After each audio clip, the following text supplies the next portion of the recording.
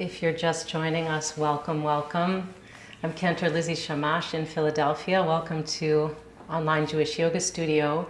Today's props, if you have them, will be a strap and 2 blocks and a chair, if you like a chair for final relaxation. On behalf of the Institute, I would like to invite you on July 20th for an evening of music and conversation with Rabbi Josh Fagelson, our executive director, and Joey Weisenberg, the founder and director of Hadar's Rising Song Institute. And the link to register for that will be in the chat. I also want to let you know the next 2 Mondays I will be on vacation. We have a beautiful teacher who will be in my teaching seat, and that is Julie Emden from the Bay Area. You can learn about her on her site, Embodied Jewish Learning, and Adi will also put that link in after class. I encourage you to take advantage of these next 2 weeks. Julie is a master teacher and really wonderful at her craft, and I will be back the first Monday of August. So let us get started. And we'll begin seated just for a moment, and then we're going to, after the teaching, move to standing. So you can sit in a chair if that is most comfortable for you, or on the floor, whatever you prefer, and finding a comfortable seat.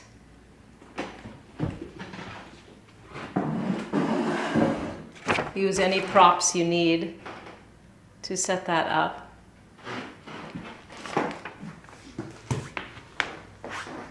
Find some grounding for your sitting bones.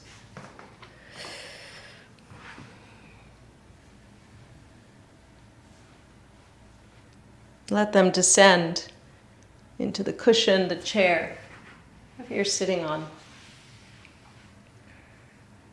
Lift your spine. Let the back of your neck be long, and draw the outer edges of your shoulders back, just slightly back. See if that does anything for the contours of your chest, your front body. If it feels safe and comfortable for you, you might choose to close your eyes. If you prefer, keep them open and keep the gaze soft so that your peripheral vision is a little bit fuzzed out.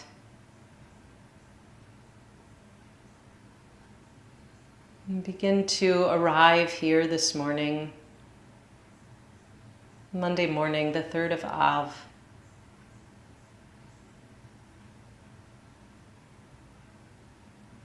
In your body, in this breath.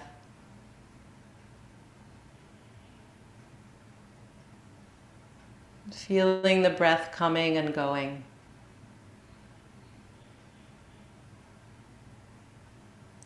Feeling the belly and the chest rising and falling.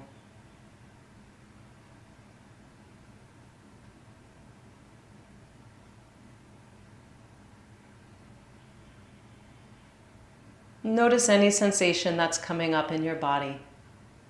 Are there any areas that are speaking to you that feel achy or painful?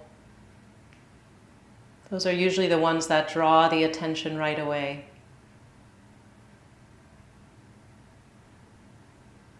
See if you notice any areas like that, and also notice what is your mental attitude toward them.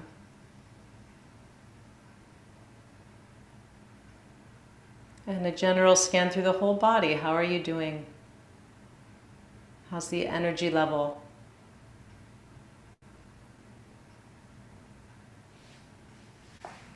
You feel tired, alert,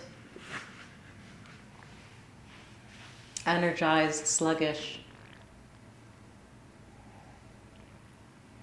How's the state of the mind? Is it racing? Is it quick? Is it slow?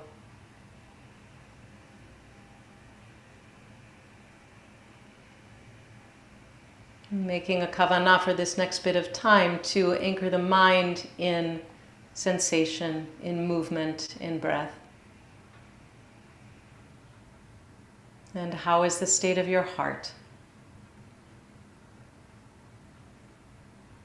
Is there anything particular that feels on the surface of the heart space today?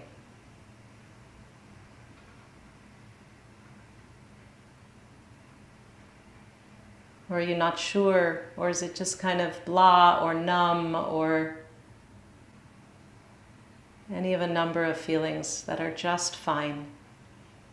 So we can say to whatever's in the heart space, welcome, here we are.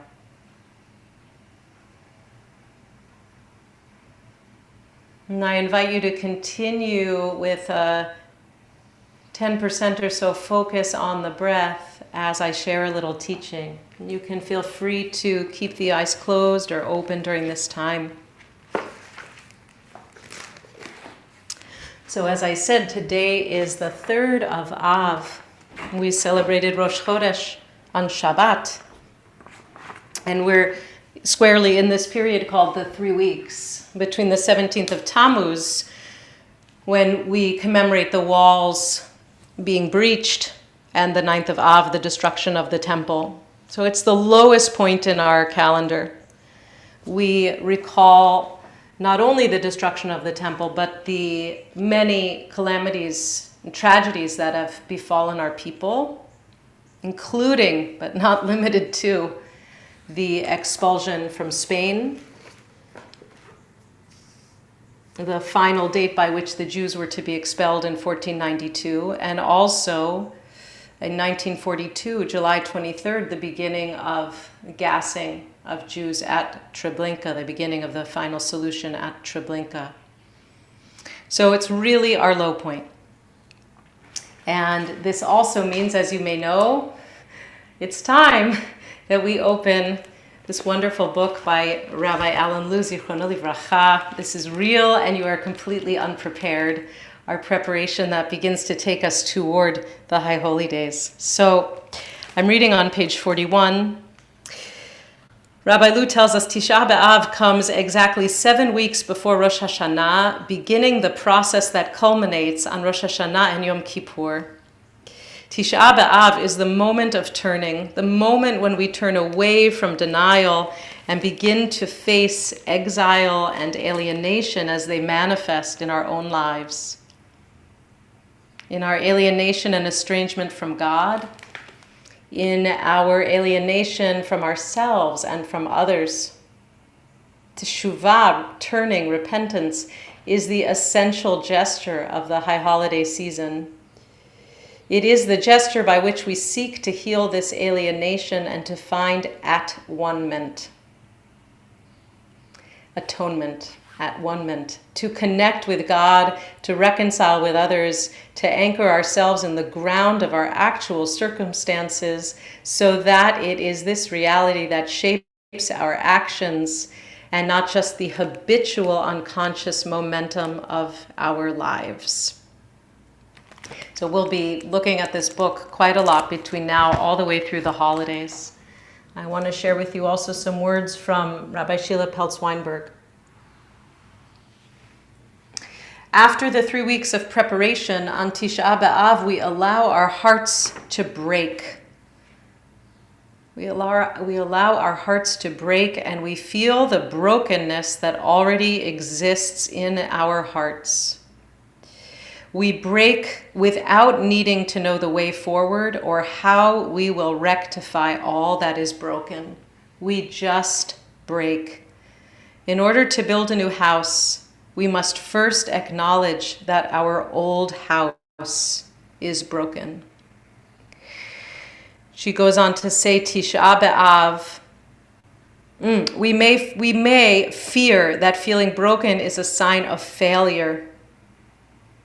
So we cover it over with busyness, blame, or other escapes.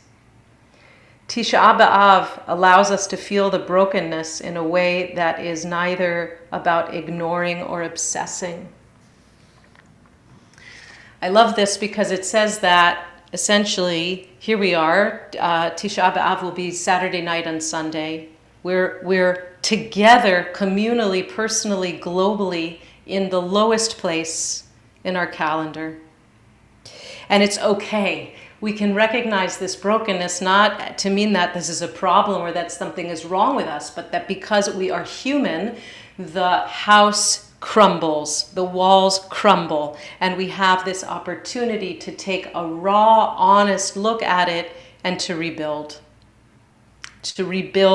from a crumbling foundation. And I'm thinking most especially of our collective grief over the collapse of the condo in Surfside, Florida. And I dedicate my practice, you might join me in doing so too today, to all the victims, to the families of victims, to the whole Miami community, and all that they are suffering during this time. It's really a direct crumbling of walls, crumbling of foundation. So I've been thinking, what does yoga for brokenness mean? What does it mean when we just take in and accept what's painful, what's broken? And I think it means going slow, bearing witness to what's painful, to what aches, to what we yearn for, to what's not working, to create for ourselves a container for whatever needs to come up, for whatever needs to move through the body, mind, heart, to be known, to be seen, to be healed.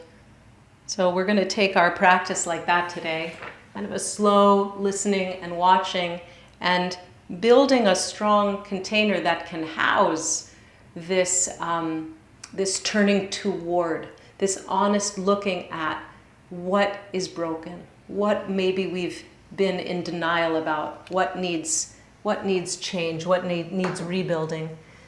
And with that in mind, let's come to stand. Find a nice mountain pose, the feet hip width apart.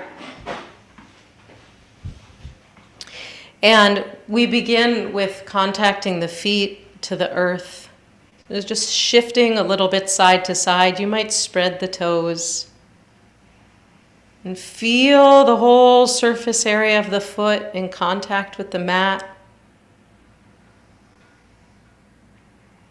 And then we'll start to move through the feet, so shifting the weight over to the right side, bending the left knee and lifting up the foot to the ball of the big toe. And then from here, pressing into the ball mound, maybe onto the tops of the toes and even over the front of the foot, stretching the top of the foot. And then coming back and slowly widening and laying the whole foot down, and then shifting to the right and doing the same thing, lifting the left heel. Come to that ball of the foot, press into the toes and the ball mound to come up, pointing the toes and even coming over the top. You might hear some snap, crackle, pop as you go. And then just going side to side with this, however slowly or quickly you would like, moving through the feet. You might press into the feet and bounce the feet up a little bit of kind of a prancing. Make it as slow or as active as you like. Just inquiring into sensation through the feet, the ankles. Waking up the feet.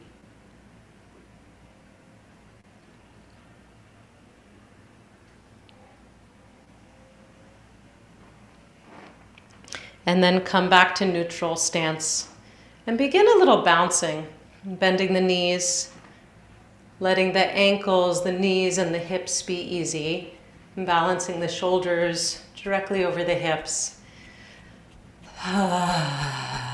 Let the exhales go. It might be a sigh, it might be sound.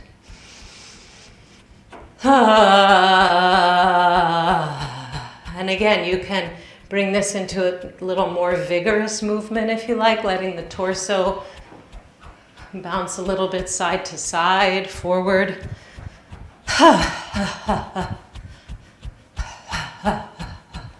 As if this bouncing is happening to you.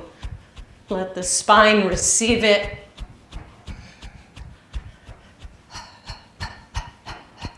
Let go as much as you can. into this action.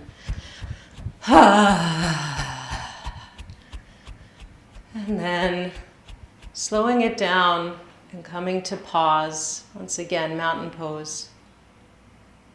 Notice what you feel. Notice any sensation. Maybe you feel a sense of blood circulating or skin more alive. See what you notice. And from here, we're going to take an inhale. And as you exhale, draw the chin to the chest, and we're going to begin to roll down the spine, vertebra by vertebra. And you can come down as far as you feel comfortable with. So it might be forearms to the thighs and pausing here. If you don't want to take the head below the heart, you'll pause right here. Or you might roll further down and let the head and the torso and the arms hang, coming all the way down. Wherever the bottom is for you, pause here, inhale, and fill deeply the belly. And maybe even you feel a sense of the low back filling, widening. Exhale and let it go. And again, inhaling. And as you exhale, drop the tailbone, draw the navel towards the spine, and begin to roll back up, building the spine vertebra by vertebra, stacking up. Take your time. You can pause anywhere you like. Anywhere there's a glitch, maybe you want to stop and breathe into that, and then continue the roll up on your next exhale. Eventually, coming all the way up back to mountain pose, crown of the head reaching towards the sky. And on our next inhale, we'll take the arms out to the sides, shoulder height. Keep the arms, the hands, fingers in your peripheral vision so that you don't overstress the shoulder joint. And then from here, turn the palms to face up, extend the fingertips, and on the next inhale, lift up overhead. And as you exhale, bring the arms down, palms up, and then when you get to shoulder height, turn the palms to face down and continue down. And again like this, in your own breath, in your own tempo, inhaling the arms up and exhaling, bringing them down to your sides.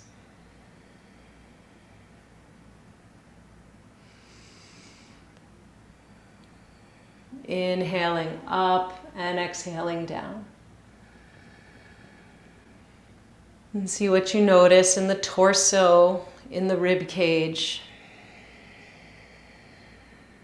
Just making some space for the breath in this beautiful bite, this house of the body.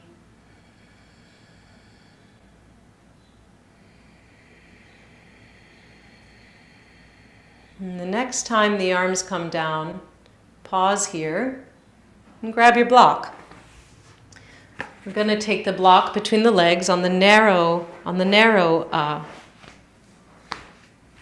side.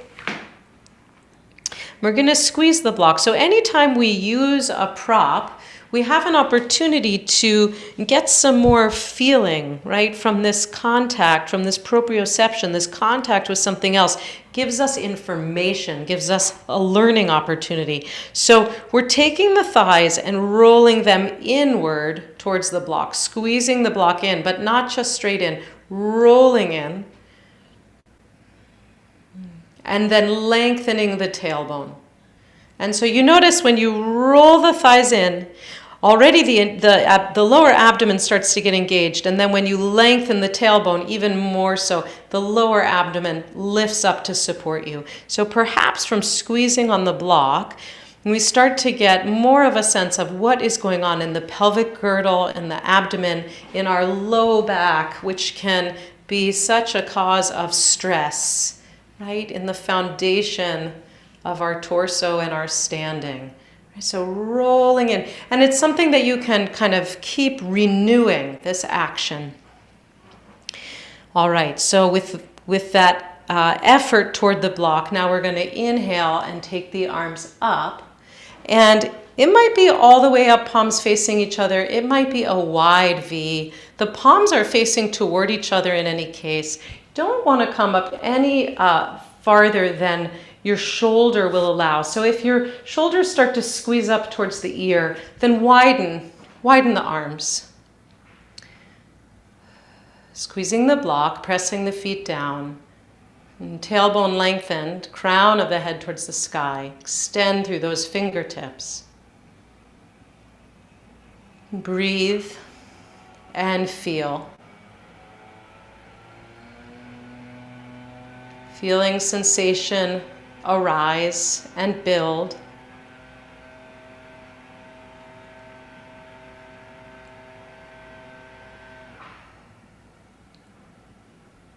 And allowing for whatever is occurring right now to be here. So witnessing sensation building.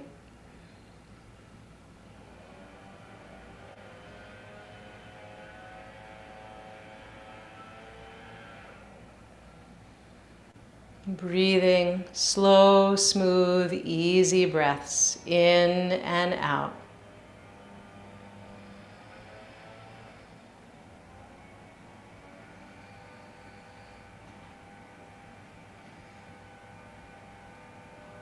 And continue to renew these points of alignment. Feet down, thighs rolling in, tailbone down, lower abdomen lifting in and up, and fingertips extending, and crown of the head towards the sky. And if you haven't released already, on your next exhale, bring it down, and pause. And notice. Notice what you feel. And if you wish, you might close your eyes. And take in this inner landscape.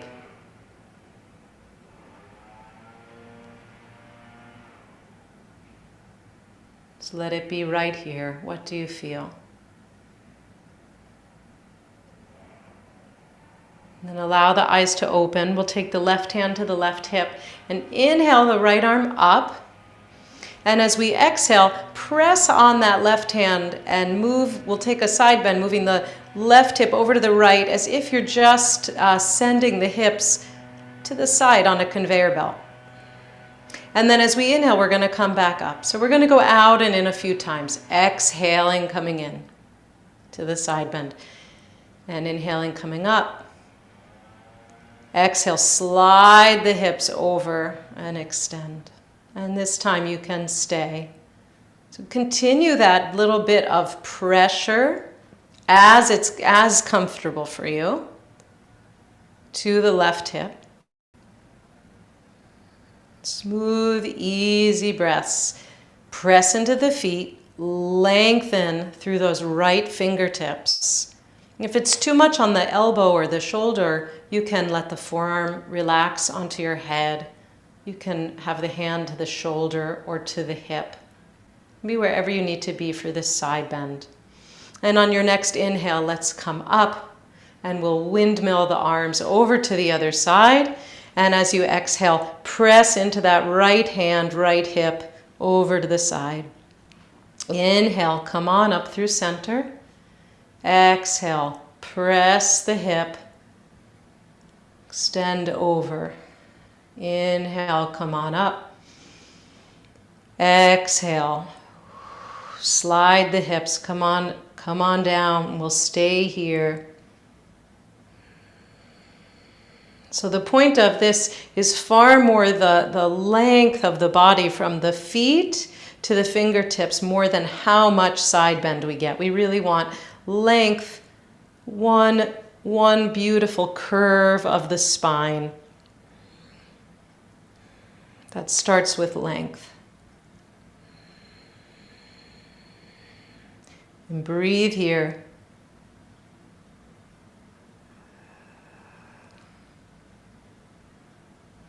Continue to squeeze on that block. There's your foundation.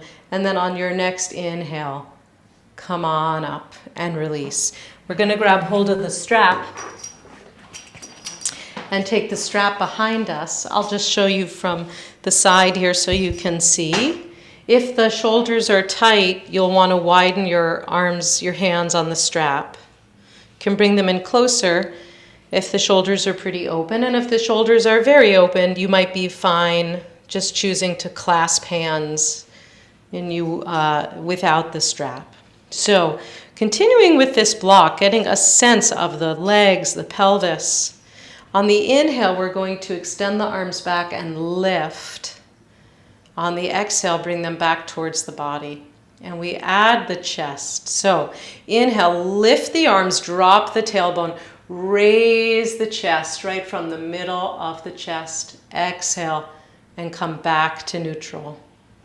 Inhale, press the feet down, tailbone down, hands away, sternum lifted, the center of the heart. Exhale and come back.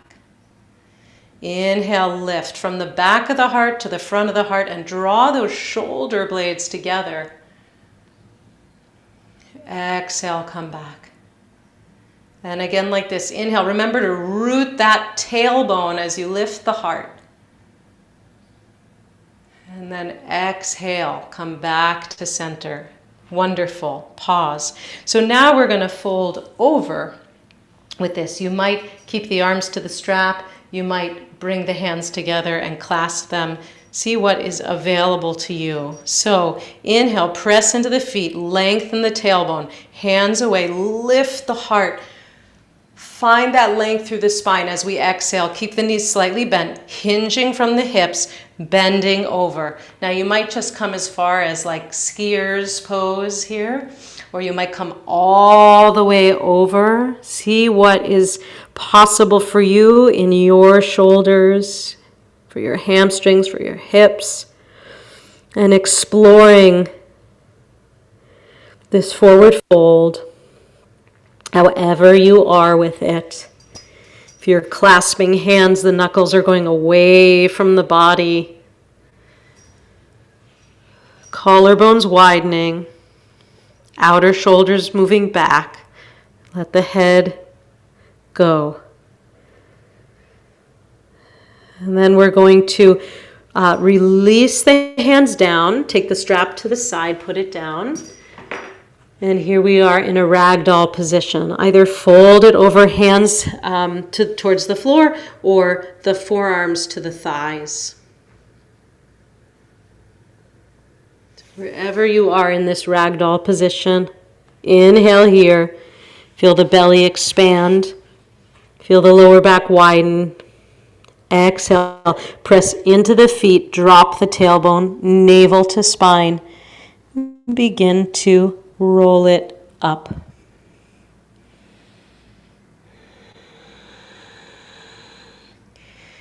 One vertebra at a time.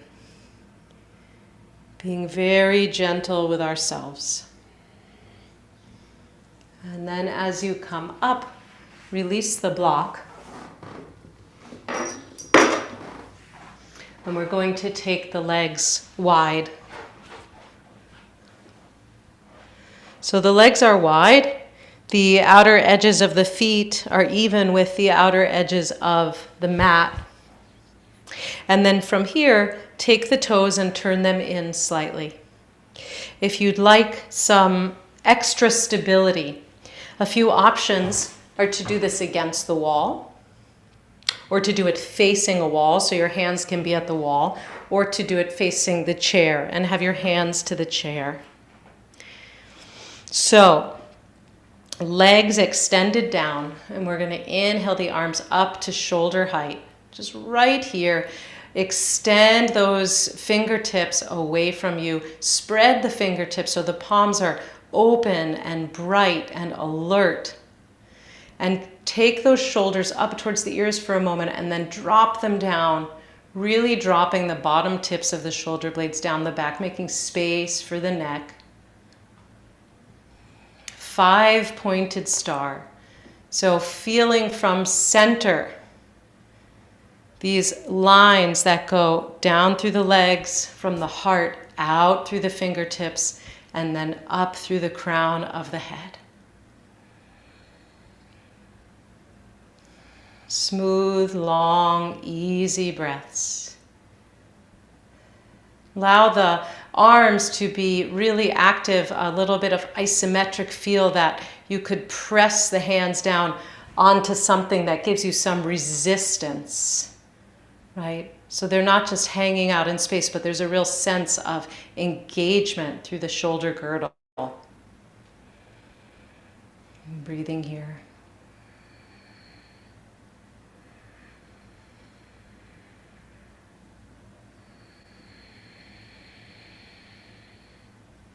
Notice what you feel.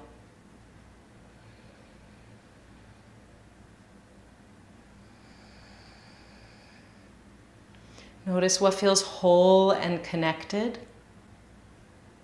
Notice what feels disconnected.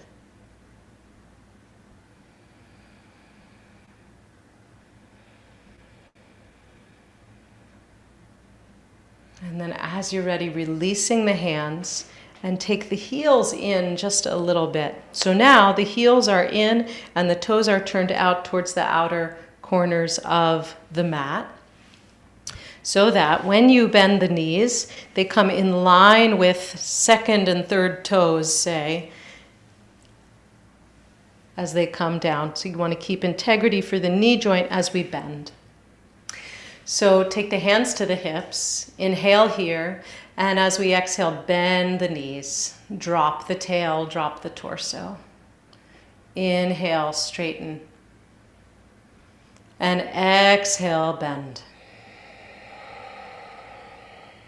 Inhale, press through the feet, straighten the legs. Exhale, drop the tailbone, but feel like you're hanging from a string here. There's a lot of length through the crown of the head.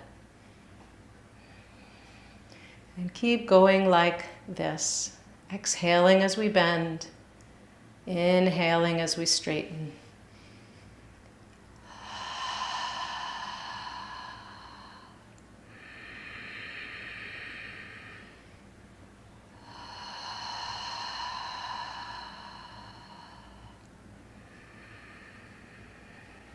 On the next exhale, we stay. Pause, stay, and we bring the arms up, bend at the elbows. Turn the palms to face in toward you. Either in toward each other or forward, whichever is more comfortable for you, for the palms. And continue to breathe as sensation builds. Feel the rise and fall of the belly and the chest.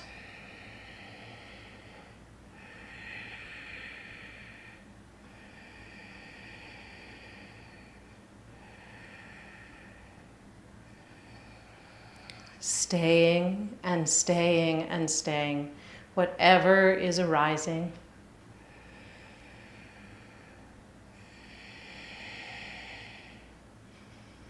And as you're ready, you can release, straighten the legs, release the arms.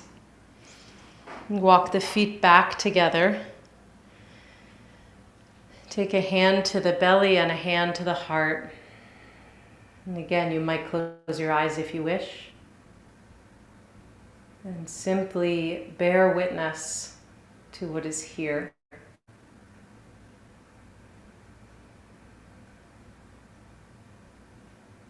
Any pulsing, beating, maybe you feel the beating of your own heart. Any tingling or vibration or temperature in the body. What do you sense?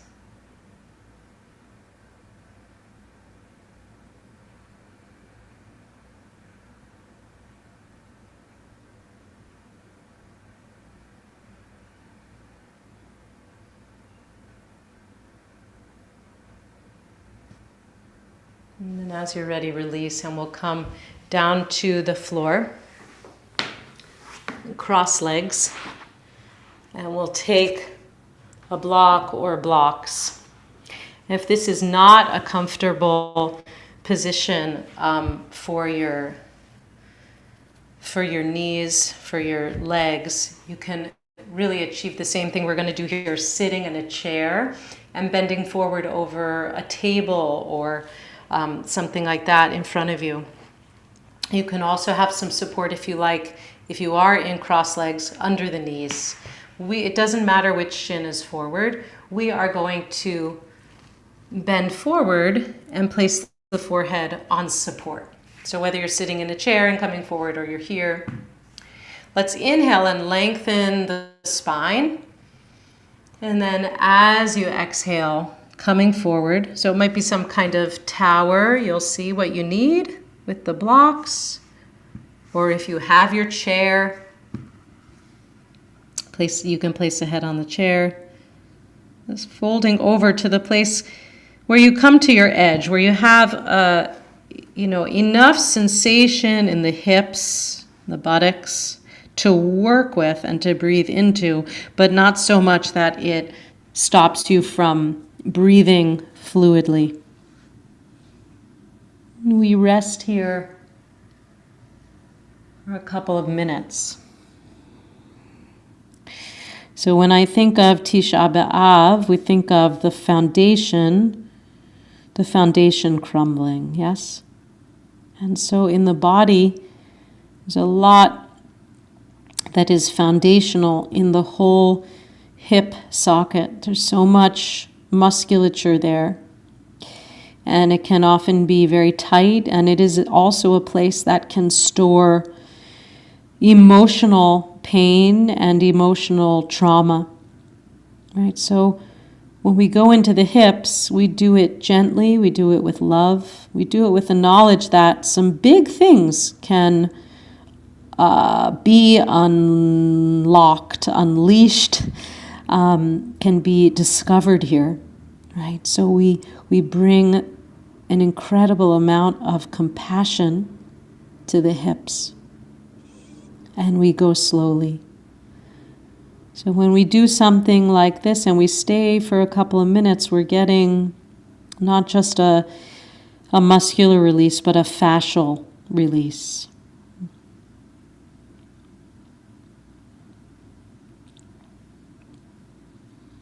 So to release fascia, we need time.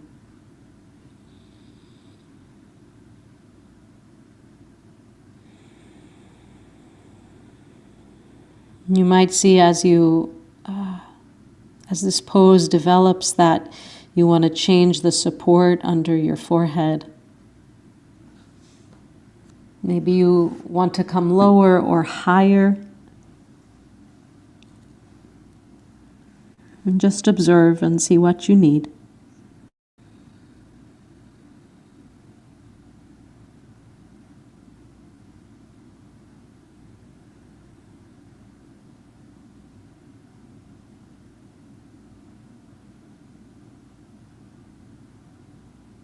Notice, where is your mind?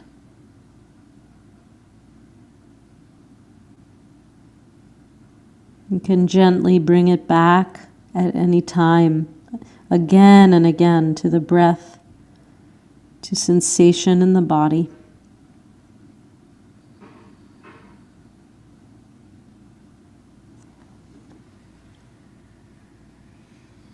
And then as you're ready, coming up, with just minimal movement, change the cross of the shins, so you have the other shin in front.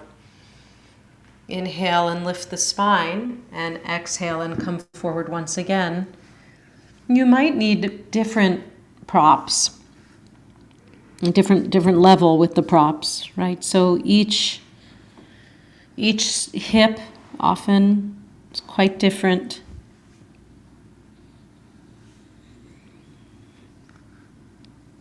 Sometimes you get to the second side and you think you're in an entirely different body, right?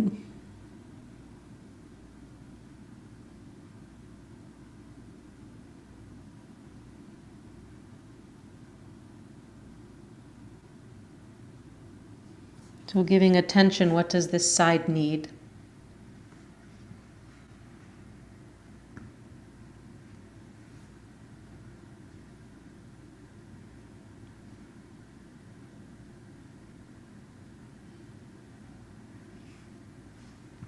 Meeting it with compassion and clear seeing.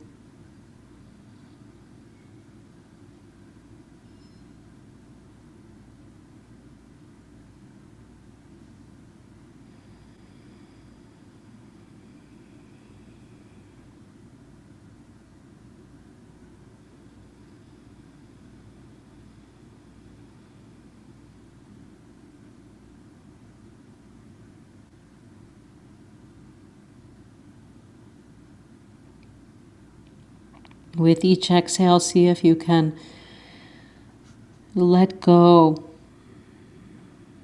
somewhere a little more and a little more.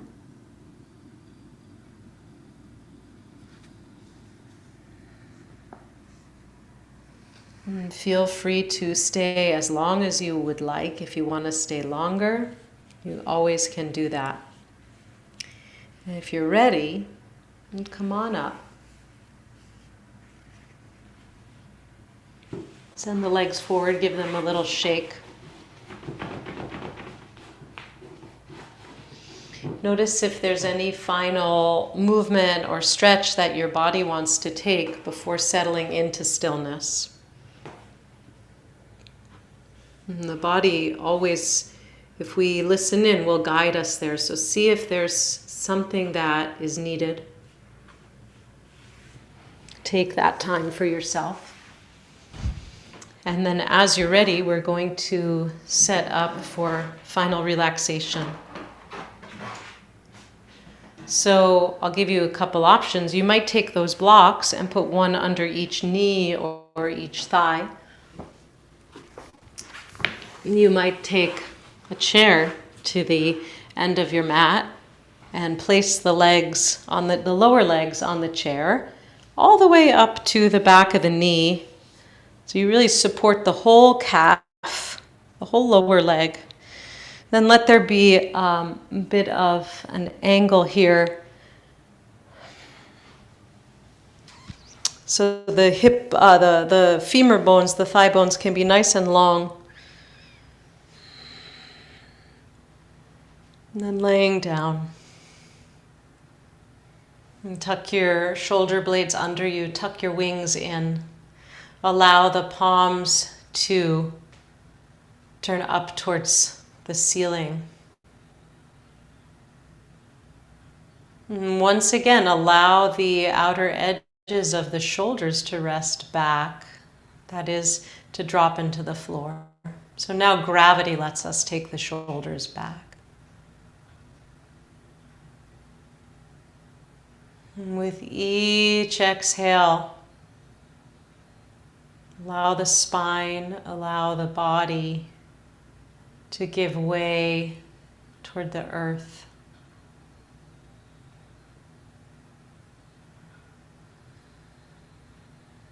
Let the earth hold you.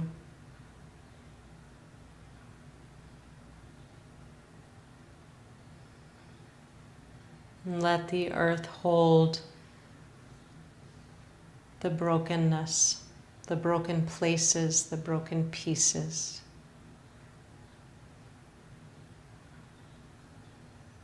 And for the next few minutes, just giving way, letting go of any effort, letting go of any doing, letting go even of attention to the breath.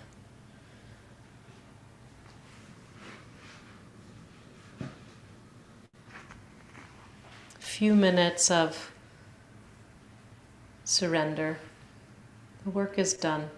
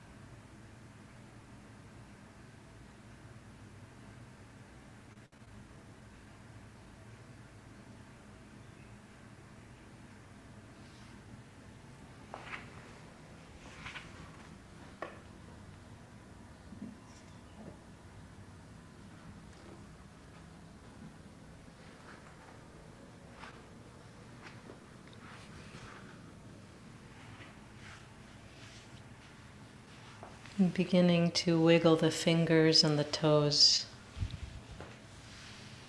And take a nice yawn stretch with the body, taking your arms overhead, lengthening. And hug the knees in towards the chest. And make your way over onto one side.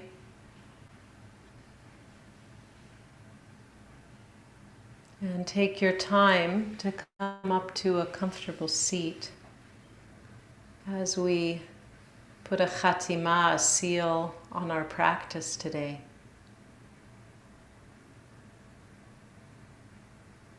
Short excerpt from a poem called The Testing Tree by Stanley Kunitz.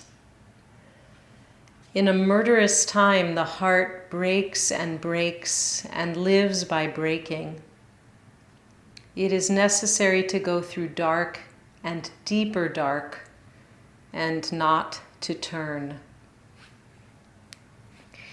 In a murderous time, the heart breaks and lives by breaking. It is necessary to go through dark and deeper dark and not to turn.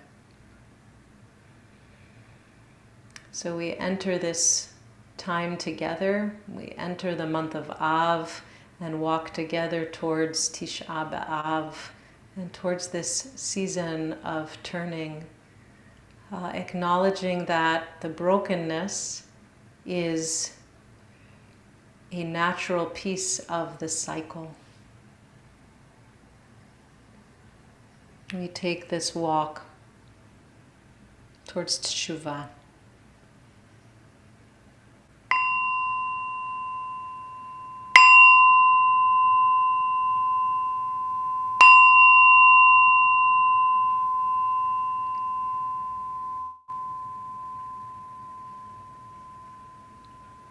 Thanks for practicing.